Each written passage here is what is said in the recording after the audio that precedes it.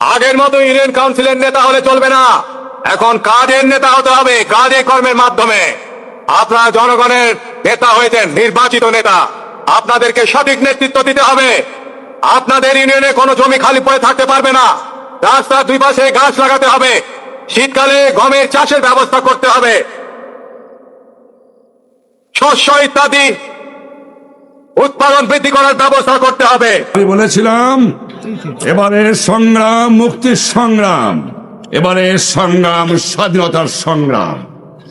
আমি বলেছিলাম আপনাদের কাছে কিছু নাই আমি জানি, কিন্তু আমি জানি যে জাতির মনোবল বেড়ে যায়, যে জাতি সংঘবদ্ধ হয়, যে জাতি রক্ত দিতে শেখে, সে জাতিকে কেউ দাবায় রাখতে পারে না। তাই আমি বলেছিলাম যে তোমাদের হাতে যা কিছু আছে ঘরে তাই নিয়ে শত্রুর মোকাবেলা করো। বাংলাদেশের সবচেয়ে জনপ্রিয় ব্যক্তির তালিকার মধ্যে দুজন ব্যক্তির কথা আপনারা শুনছেন। একজন হচ্ছে জিয়াউর রহমান, আরেকজন হচ্ছে কি শেখ মুজিবুর রহমান।